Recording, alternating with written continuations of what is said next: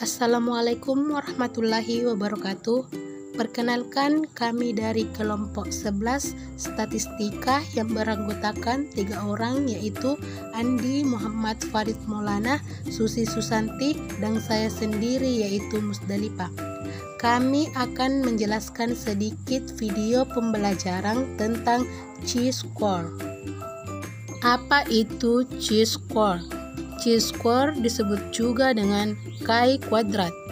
Chi-square adalah salah satu jenis uji komparatif non-parametris yang dilakukan pada dua variabel, di mana skala data kedua variabel adalah nominal.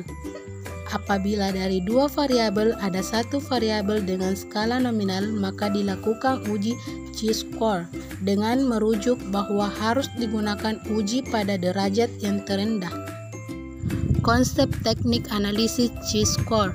Teknik chi-square adalah salah satu teknik yang termasuk dalam tipe Godnext of fit. Godnext of fit adalah suatu teknik yang menunjukkan bahwa suatu teks dapat digunakan untuk menguji apakah terdapat perbedaan yang signifikan antara objek yang diamati dengan objek yang dikategorikan sebagai harapan berdasarkan hipotesis nol atau HO. Syarat uji chi-square. Syarat yang perlu dipahami sebelum melakukan uji chi-square adalah sampel yang digunakan harus berkurang besar dan memenuhi ketentuan berikut. Pertama, tidak ada cell dengan nilai frekuensi amatan atau observasi bernilai 0. 2. Apabila bentuk tabel kontingensinya adalah 2x2, maka tidak boleh ada satu cell pun dari frekuensi harapan yang bernilai kurang dari 5. 3. Apabila bentuk tabel lebih dari 2x2, misalnya 2x3, maka jumlah cell frekuensi harapan yang bernilai kurang dari 5 tidak boleh lebih dari 20% dari keseluruhan cell. Rumus uji chi-square. X pangkat 2 sama dengan sigma OI kurang EI pangkat 2 per EI. Keterangan, X pangkat 2 sama dengan nilai chi-square. C sama dengan degree of freedom atau DF per dk. OI atau EF atau frekuensi hasil yang diamati observed value. EI atau FE sama dengan frekuensi yang diharapkan expected value. Contoh kasus menggunakan teknik analisis chi-square. Soal: pada suatu penelitian yang melibatkan antara hobi dengan jenis kelamin, para peneliti ingin melihat ada tindaknya hubungan yang dibentuk antara kegemaran berolahraga dengan jenis kelamin. Berikut data yang tersedia.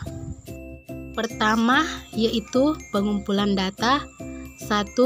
Jumlah wanita yang memiliki hobi berolahraga yaitu 15. 2. Jumlah pria yang memiliki hobi berolahraga yaitu 29. 3. Jumlah wanita yang memilih hobi komputer 27. 4. Jumlah pria yang memiliki hobi komputer yaitu 27. 5. Jumlah wanita yang memiliki hobi berkebun yaitu 17. 6.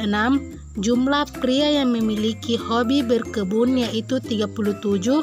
7. Jumlah wanita yang memiliki hobi belanja 29. Dan 8. Jumlah pria yang memiliki hobi belanja yaitu 35. Yang kedua, perumusan hipotesis. Pada langkah penguji yang pertama, penulis harus merumuskan nilai hipotesis HA dan HO.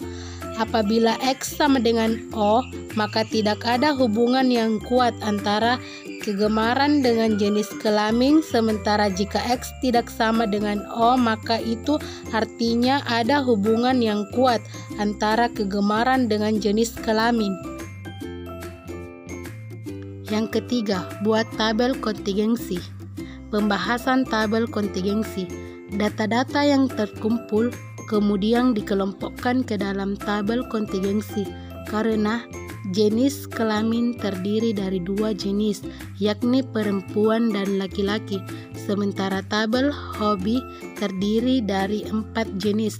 Maka tabel kontingensi yang dibuat berbentuk 2x4 dengan baris sebanyak 2 buah dan kolom 4 buah. Setiap kotak di dalam tabel kontingensi disebut dengan istilah sel. Di dalam setiap kolom dan barisnya memiliki sebuah subvariabel. Berikut tabel kontingensi yang dibuat. Jenis kelamin yaitu pria wanita. Hobi berkebun yaitu 37 17. Komputer 27 27. Olahraga 29 15. Belanja 35 29. Maka jika ditotalkan, hobi berkebun sebanyak 54 dan hobi berkomputer sebanyak 54, olahraga sebanyak 44 dan berbelanja yaitu 64. Jika ditotalkan, maka jumlah pria yaitu 128 dan jumlah wanita sebanyak 88. Dan total dari keseluruhan yaitu 216. Keempat, hitung nilai frekuensi yang diinginkan atau FE. A. Hitung nilai FE pada setiap selnya dengan rumus FE sama dengan total baris, total kolom, per total seluruhnya. B. Nilai FE pada sel pertama yaitu 128 dikali 54 per 216, hasilnya yaitu 32. Nilai FE pada sel kedua yaitu 88 dikali 54 per 216 sama dengan 22. Nilai FE pada sel ketiga yaitu 128 dikali 54 per 116 sama dengan 32. Nilai FE pada sel keempat yaitu 88 dikali 54 per 216 sama dengan 22.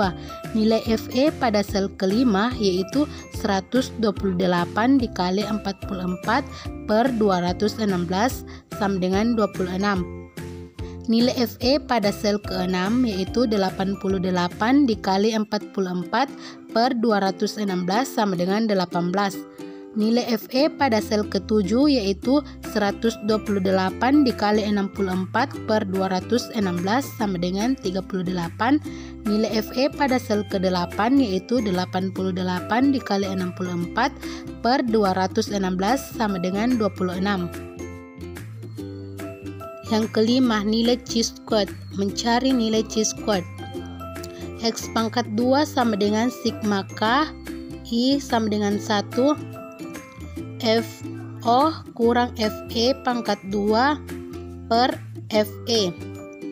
X pangkat 2 sama dengan 37 dikurang 32 pangkat 2 per 37 ditambah 17 dikurang 22 pangkat 2 per 17 ditambah 27 dikurang 32 pangkat 2 per 27 ditambah 27 dikurang 22 pangkat 2 per 27 ditambah 29 dikurang 26 pangkat 2 per 29 ditambah 15 kurang 18 pangkat 2 per 15 ditambah 35 dikurang 38 pangkat 2 per 35 ditambah 29 dikurang 26 pangkat 2 per 29, hasilnya yaitu X pangkat 2 sama dengan 5,47. Mencari nilai DF.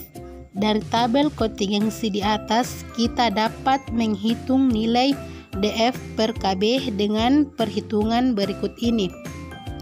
Jumlah baris tabel kontingensi R sama dengan 2, jumlah kolom tabel kontingensi C sama dengan 4. DF sama dengan R kurang 1 dikali C kurang 1. DF sama dengan 2 dikurang 1 dikali 4 kurang 1. DF sama dengan 1 kali 3. DF sama dengan 3. Dari tabel X2 atau DF titik koma A menjadi X2 3.0,0,05 diperoleh 7.815 dengan menggunakan rumus area penolakan, maka tolak HO jika X pangkat 2 hitung lebih besar dari X pangkat 2 tabel, X pangkat 2 hitung dibagi X pangkat 2 tabel, maka 5,45 dibagi 7.850, maka hasilnya X pangkat 2 hitung lebih kecil dari X pangkat 2 tabel. HO diterima dengan H1 ditolak, artinya berdasarkan data yang diperoleh di atas, perbedaan tidak signifikan. Dengan kata lain, dapat disimpulkan dengan hasil uji C-squad tidak ada hubungan antara jenis kelamin dengan hobi masing-masing yang diikuti dari survei di atas.